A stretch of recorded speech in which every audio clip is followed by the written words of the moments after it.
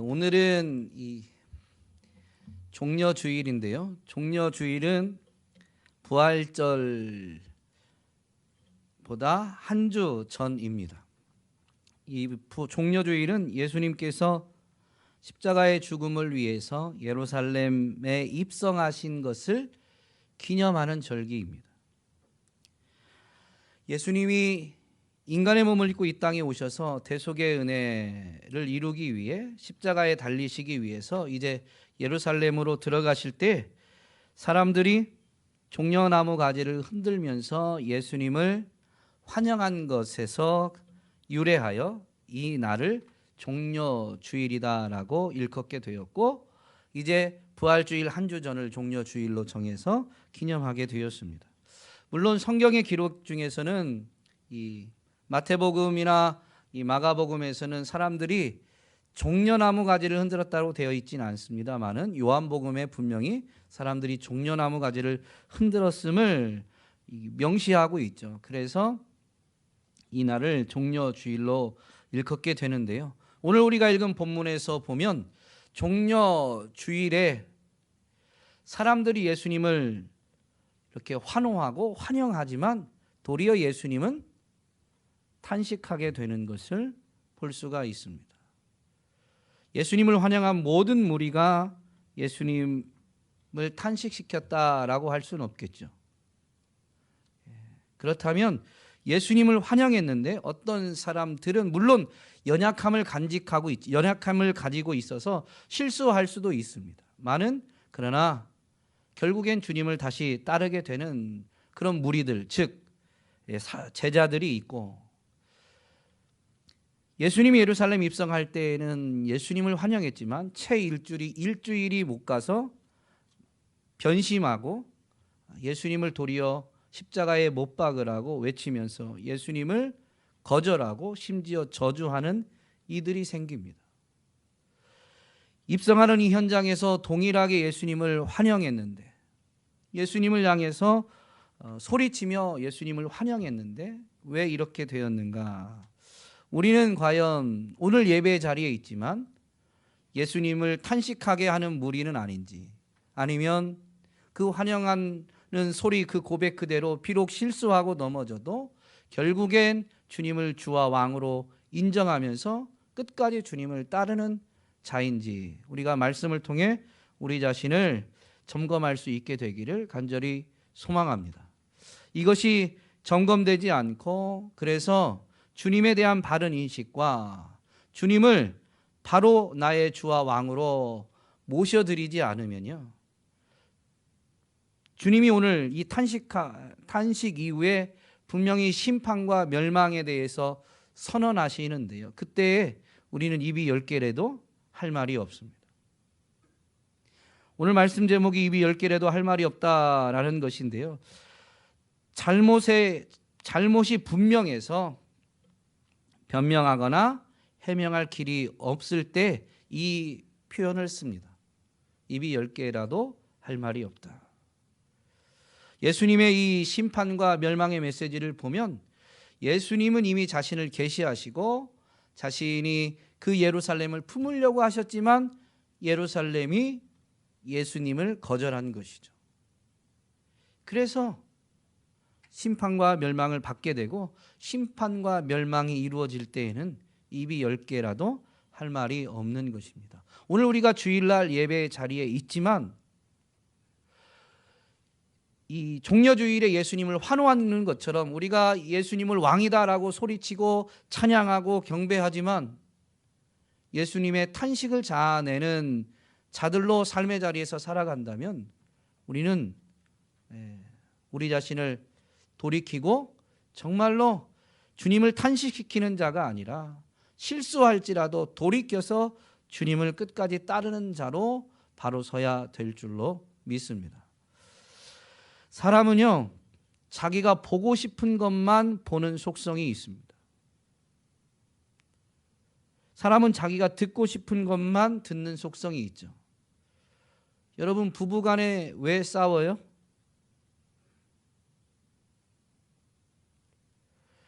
여러분은 싸움을 한 번도 안 해보셔가지고 이유를 잘 모르시죠?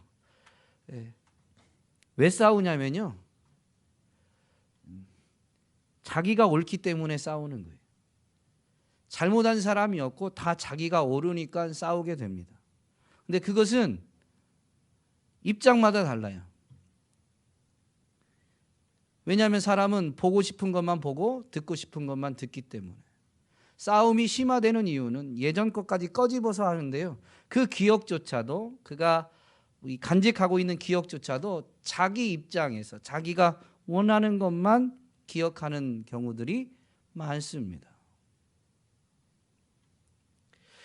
예수님은 분명히 자신을 계시하시고 예수님은 하나님 나라를 나타내시죠. 우리가 비유를 통해서 하나님 나라에 대해서 말씀을 살펴보았는데요, 비유로 가르치는 이유를 우리는 분명히 되새겨 보았습니다. 비유는 하나님 나라의 비밀을 드러내기 위해서 비유를 사용하시지만 어떤 이들에게는 이 비유가 하나님 나라의 비밀을 감추는 기능으로 하죠. 그것은 예수님이 결정하는 게 아닙니다.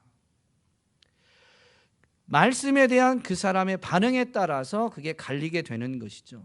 그때 그 사람이 들을 귀가 있느냐 없느냐라는 것이 이제 좌우되는 것입니다.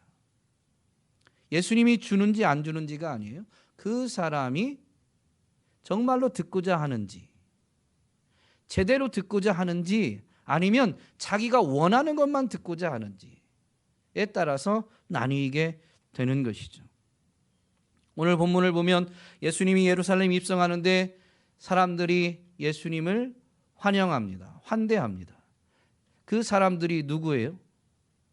오늘 우리가 읽은 본문은 제자들이 이 일을 주도합니다. 누가복음에서는 제자들이 예수님을 환영하고 예수님을 환대하는 것으로 기록되어져 있습니다. 물론 제자들만 있는 건 아니에요. 마태복음과 마가복음의 기록에 보면 무리들, 많은 사람들이 예수님을 환영합니다. 옷을 벗어서 예수님이 가시는 길 앞에 깔고 나무가지를 흔드는 것은 많은 사람들, 무리들이었어요. 그렇다면 이 마태와 마가의 기록이 옳고 누가의 기록이 틀렸다는 게 아니라, 이걸 잘 생각해 보면 예수님이 누구이신지를 분명히 아는 제자들에 의해서 예수님을 환영하는 것이 주도되었고, 그 예수님을 보고자 했던 사람들이 제자들에 의해서 예수님 앞에 행하는 행동을 따라하게 했고, 제자들이 외치는 소리를 따라 외치게 된 것이죠.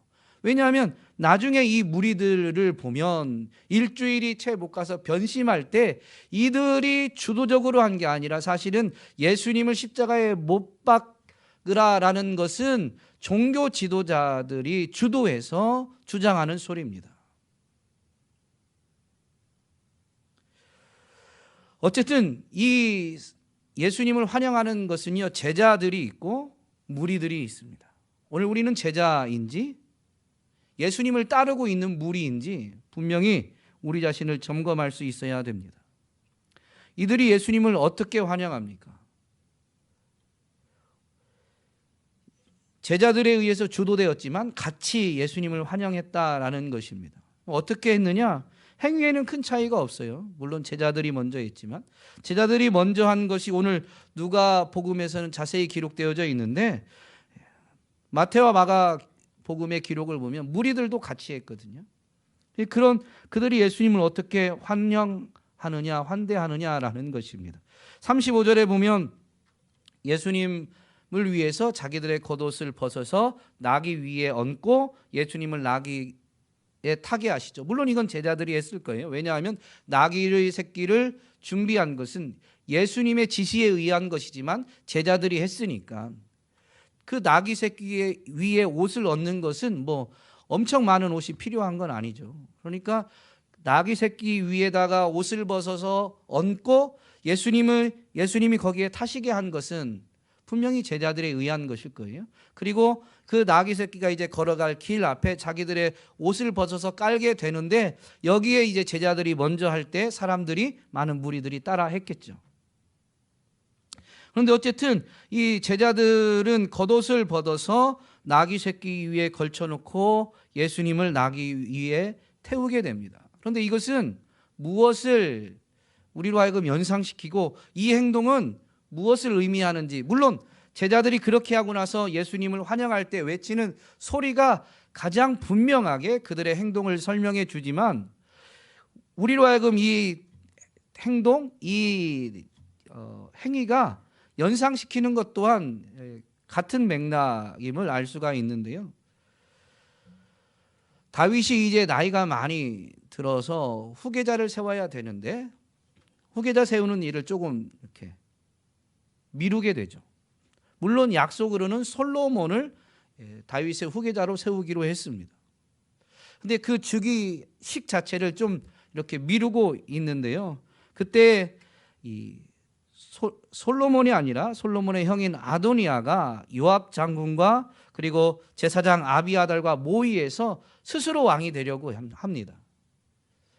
이 분위기가 이제 좀 이상하게 돌아가니까 나단과 밧세바가 다윗에게 찾아가죠. 물론 나단이 먼저 알고 밧세바에게 알리고 밧세바를 먼저 다윗에게 보내서 지금 일어나고 있는 그 아도니아와 그 일당들이 지금 왕이 되고자 한다. 쭉 이것을 내버려 두면 그가 이제 정말로 왕이 될 것이다라고 긴박하게 보고를 하게 됩니다. 밧세바는 다윗이 전에 했던 이 밧세바의 아들인 솔로몬을 왕으로 세우겠다라는 그 약속을 분명히 언급하면서 이 솔로몬을 왕으로 즉위시켜 줄 것을 촉구하게 되죠. 그때 나단도 달려들어가서 지금 일이 매우 긴박하게 돌아가니 이 솔로몬을 왕으로 세우는, 왕으로 즉위시키는 일을 미루어서는 안 된다는 것을 이렇게 말하게 되죠. 그때 다윗이 분명히 이제 명령을 내리게 되는데요. 열왕기상 1장 33절에 다윗의 명령이 있습니다. 왕이 그들에게 이르되 너희는 너희 주의 신하들을 데리고 내 아들 솔로몬을 내 노새에 태우고 기온으로 인도하여 내려가라 라고 되어 있습니다. 그래서 거기에서 기름 부어서 왕으로 삼으라라는 거예요. 이 노새, 나귀 새끼 위에 이 즉위할 사람을 태우고 가서 기름을 붓는 것은 이 왕의 즉위식을 행하기 위함이죠.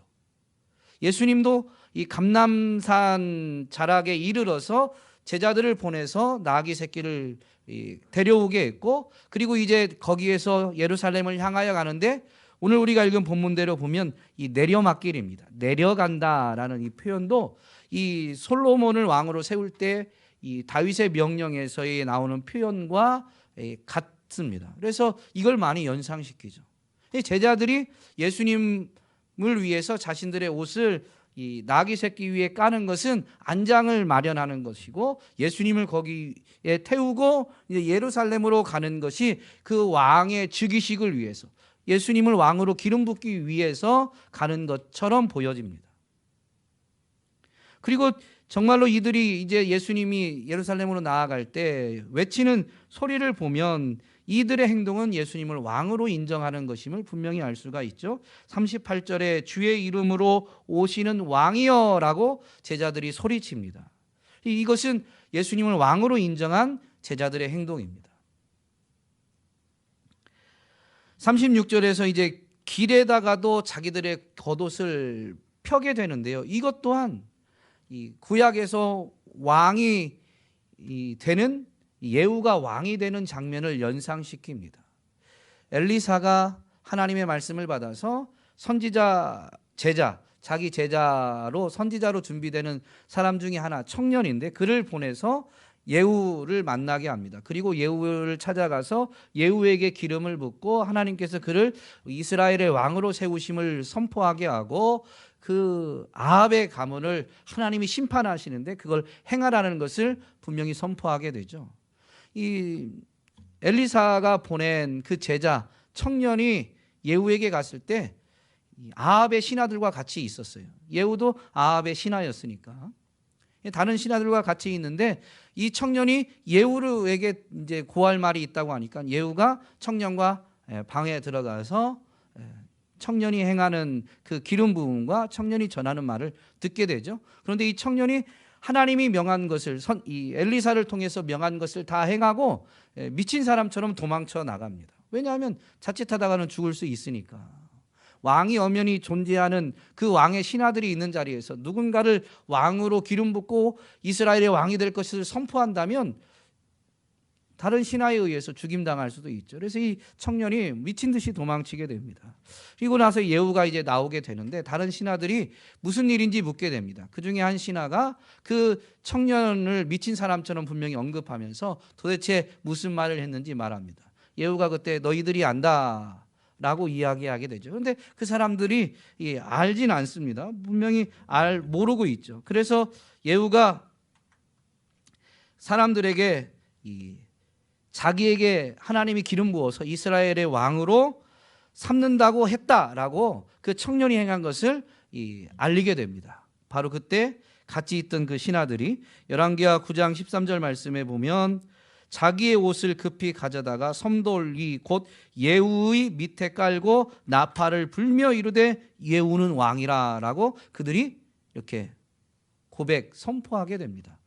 그러므로 옷을 그 사람 앞에 깔고 왕이다라고 선포하는 것은 그를 정말로 왕으로 받아들이는 행위인 것이죠. 제자들이 지금 예수님이 가시는 이 나귀 새끼를 타고 가시는 앞에다가 자신들의 옷을 깔고 주의 이름으로 오시는 왕이여라고 하는 것은 정말로 예수님이 나의 왕, 우리의 왕이다라는 것을 인정하고 받아들이고 있는 행위인 것이죠. 제자들이 이렇게 하니까 무리들도 그렇게 합니다. 근데 무리들이 그렇게 하는 것, 제자들도 물론 그렇게 한 것은 예수님이 왕이다, 예수님이 우리의 주가 되신다라는 것을 깨달았기 때문인데 무엇을 통해서 이것을 깨달았느냐라는 것입니다. 37절에 보면 온 무리가 자기들이 본 바 모든 능한 일로 인하여 기뻐하며 큰 소리로 하나님을 찬양하여 이르되 찬송하리로다 주의 이름으로 오시는 왕이여 라고 외치게 되죠. 그러므로 그런 행동 그리고 그런 고백, 주의 이름으로 오시는 왕이여 라고 이렇게 고백하고 선포하는 이유는 어디에 있냐? 37절에 있는 표현대로 제자의 온 무리가 자기들이 본 바 모든 능한 일로 인하여, 예수님이 행하신 그 일들, 모든 능한 일로 인해서입니다. 예수님이 행하신 능한 일은 무엇이 있을까요? 예수님이 사역 기간 동안 능력으로 베푸셨던 모든 일을 일컫습니다. 이것을 예수님이 직접 요약해서 말씀해 주신 부분이 있는데 그것이 바로 누가복음 7장 22절에 있는데요.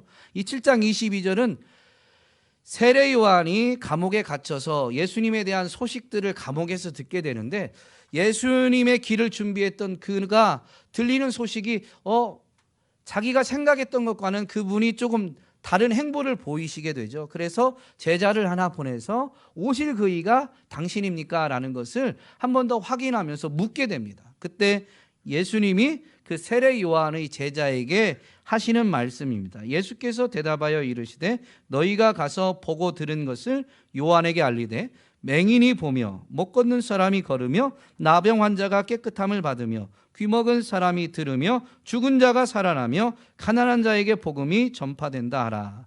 예수님이 행하신 모든 능한 일이 이 범주 안에 거의 다 있는 것이죠.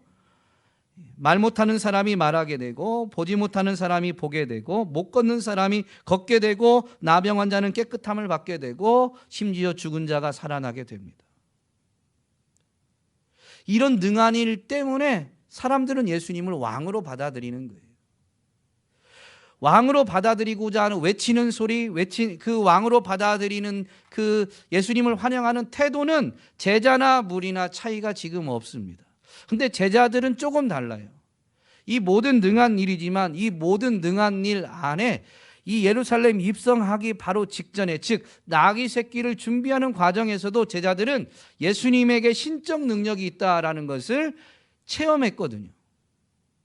그리고 그것이 구약의 예언의 말씀을 이루는 것임을 깨달았거든요. 그러므로 제자들과 무리들은 분명히 고백하는 말은 같고 예수님을 환영하는 태도는 같지만 분명히 의미가 다릅니다.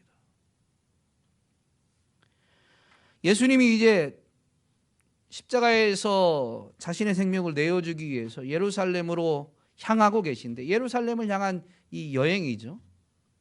온 유대를 돌아다니시다가 이제 돌아와서 예루살렘으로 가시는데, 이제 감람산 밑에 이제 베다니와 벳박의 마을이 보이게 되자 제자를 둘을 보내서 그 마을 입구 어귀에서 이제 나귀 새끼를 가져오게 합니다. 그런데 예수님은 그 나귀 새끼가 어디에 또 그게 매여 있는지 풀려 있는지 정확히 아시고, 매여 있다라는 걸 정확히 아시고 제자들 둘을 보내십니다. 심지어 거기에 매여 있는 그 나귀 새끼가 사람이 지금까지 한 번도 타지 않은 그런 나귀 새끼임을 알고 계세요. 직접 확인한 것도 아닌데 예수님이 이걸 알고 제자 둘을 보내시죠. 심지어 제자 둘이 예수님의 말씀에 따라서 그걸 가져오려고 할 때 그들을 가로막는, 그 일을 저지하는 사람이 있을 것을 예수님은 다 아십니다. 심지어 그들의 이 저지 방해를 뿌리치고 물리적으로 뿌리치는 것이 아니라 그것을 해결할 방법까지 다 알고 계시죠. 그걸 그대로 제자들에게 알려주십니다. 주가 쓰시겠다 하라라는 것이죠. 제자들은 예수님 말씀대로 그 마을 어귀에 갔는데 정말로 거기에 나귀 새끼가 메어져 있어요. 그래서 그것을 이제 풀어서 가져오려고 하는데 주인이 이것을 가로막으면서 그 나귀 새끼는 사람이 한 번도 탄 적이 없던 나귀 새끼다라는 것을 분명히 알려주죠. 어떻게 알았겠어요? 주인이니까 알죠. 제자들도 몰랐고, 그런데 예수님은 그걸 다 알고 계셨습니다. 심지어 제자들이 그걸 풀어오고자 할 때 그 주인이 그렇게 가로막을 것을 아시고 그들이 왜 이런 일을 하는지 가로막게 되자 주님이 말씀하신 대로, 주님이 그걸 해결할 방법을 가르쳐 주신 대로 그냥 그 말을 그대로 전한 것뿐이에요. 주가 쓰시겠다고 합니다. 그러자 그들이 더 이상 가로막지 않고 이제 예수님께로 그 나귀 새끼를 가져올 수 있게 되죠.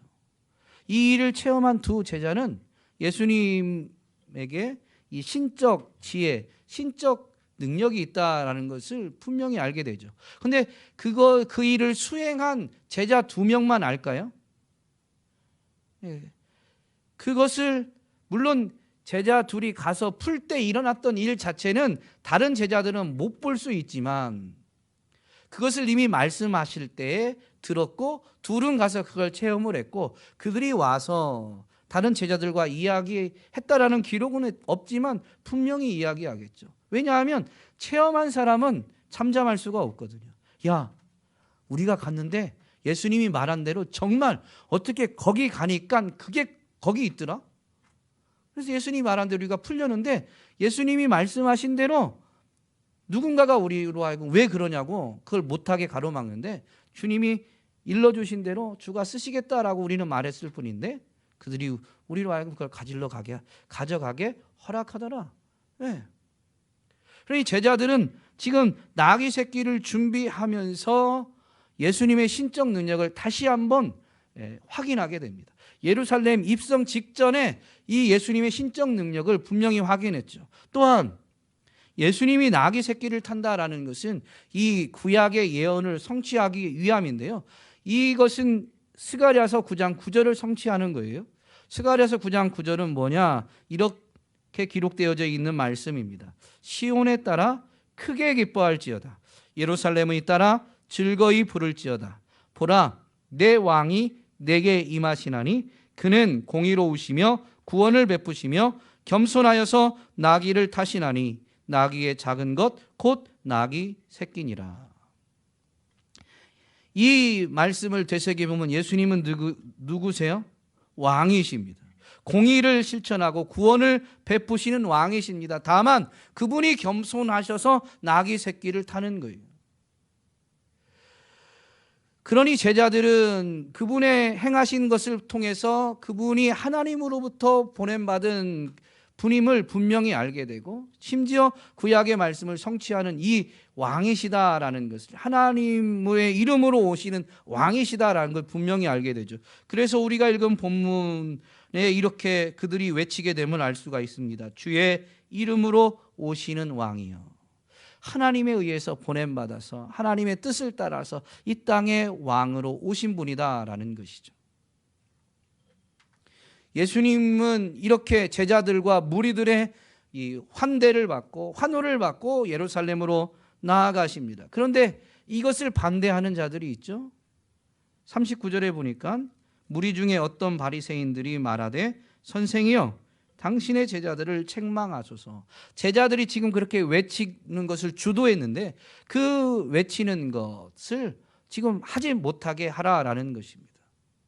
이것은 무엇을 의미합니까? 바리새인들은 예수님을 왕으로 인정하지 않고 예수님이 그렇게 왕으로 인정되는 것을 원하지 않는 것입니다.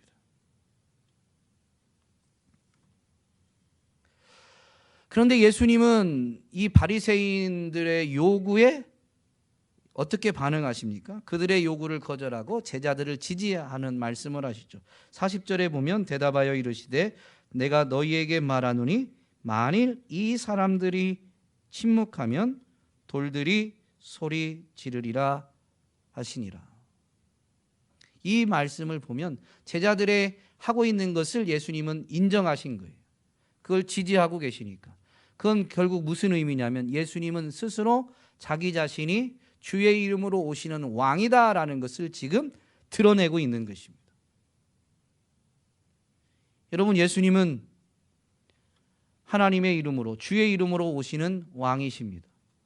여러분은 예수님을 왕으로 인정하고 왕으로 받아들이는, 왕으로 오시는 그분을 환영하는 사람들이 되기를, 참된 주님의 제자가 되기를 주님의 이름으로 권면드립니다. 이 말씀을 또한 잘 생각해 보면 예수님을 거절하는 자들은 피조물, 심지어 피조물 중에서 무생물이죠. 돌은 생명이 없는 것입니다. 하나님이 만드셨지만 생명이 없는 무생물입니다.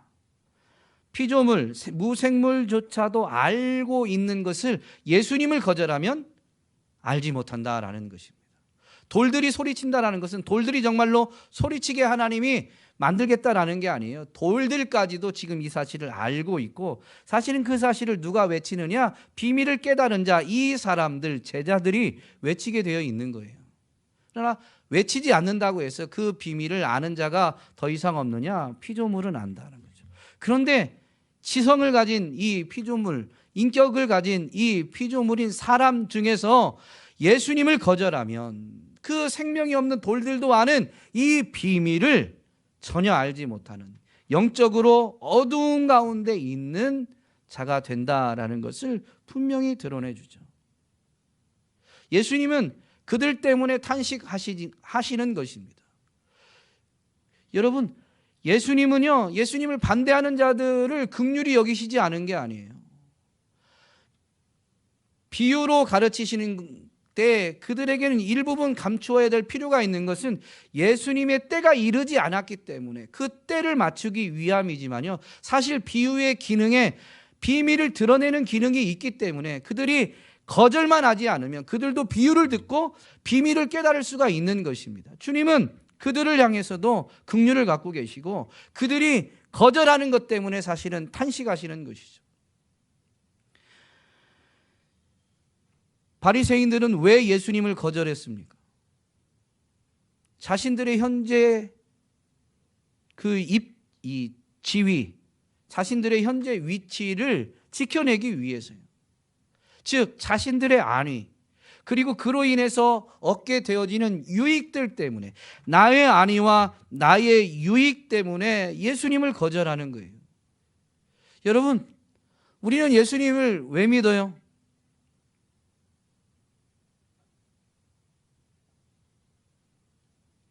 여러분, 예수님 왜 믿어요? 복 받기 위해 믿는다라고 할 때 그 복은요, 세상이 말하는 복과 전혀 달라요. 우리는 세상이 말하는 복을 얻기 위해서 예수님을 믿는 게 아니에요. 예수님은 제자들에게 분명히 말씀하십니다. 세상에서는 너희가 환난을 당한다.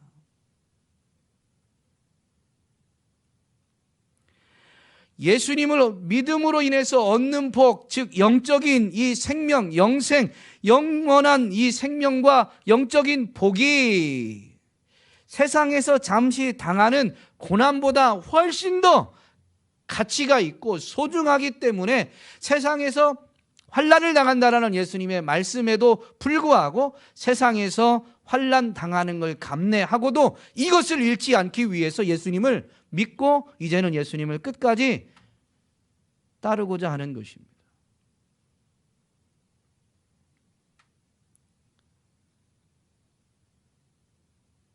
참 목회자가 힘들어요.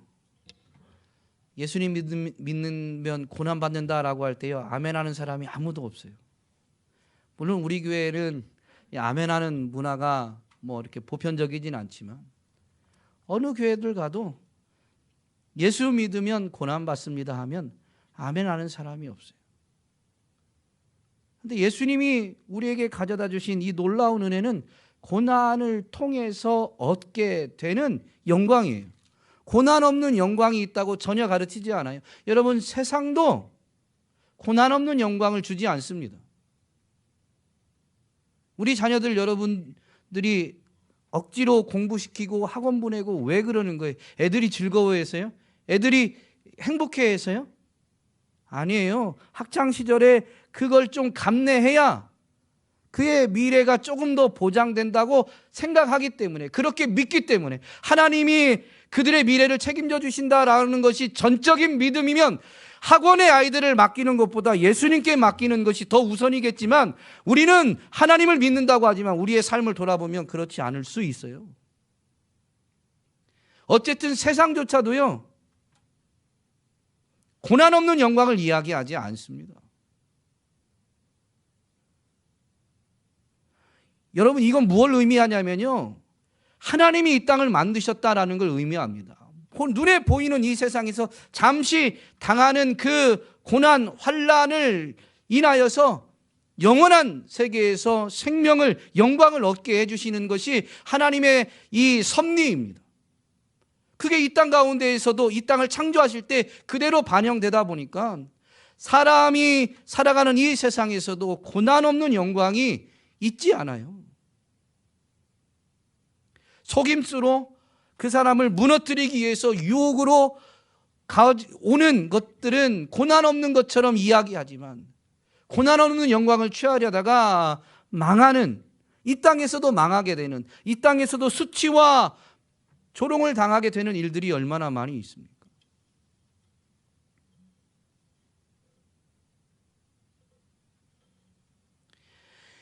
예수님은 이 거절한 이들이 그 비밀을 깨닫지 못하게 되고, 예수님을 거절함으로 인해서 그들의 결국이 그들이 자초한 거예요. 그들이 결정한 거예요. 예수님이 그들에게 주시고자 한 게 아니죠. 그게 뭐냐? 마지막에 있는 이 43절 44절의 선언입니다. 심판과 멸망이죠. 그래서 예수님은 그들이 심판과 멸망을 자초하고 있기 때문에, 그들이 스스로 결정한 것은 심판과 멸망을 자초하는 것이기 때문에 아직 심판이 이르지 않았지만 그건 이미 확정된 거예요. 그래서 탄식하시는 것이죠. 오늘 우리도 우리의 안이, 우리의 유익에 시선이 갇혀버리면 바리새인과 다르지 않을 수 있습니다. 예배당에 있어도 마찬가지예요. 왜냐하면 예루살렘을 성에 가까이 가셔서 예루살렘 성을 향하여 탄식하는 것은 사실 예루살렘 성 자체가 아닙니다. 그죠?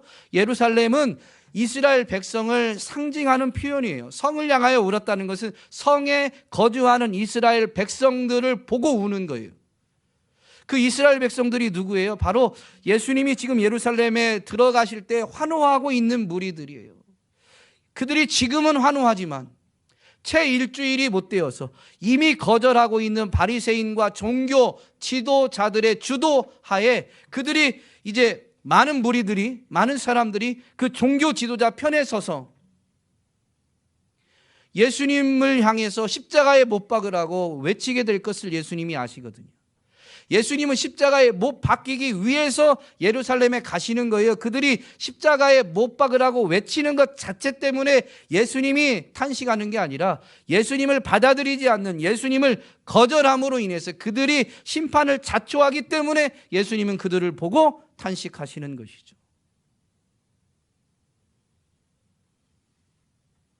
예수님이 탄식하시면서 분명히 이렇게 말씀하십니다. 42절에 보면 오늘 평화에 관한 일을 알았더라면 좋을 뻔하였거든요. 예수님이 원하신 게 이거거든요. 지금 예루살렘에 들어오시는 것은 예수님이 그 이스라엘 백성들에게 무엇을 주기 위해서 오시는 거예요? 평화를 주시기 위해서.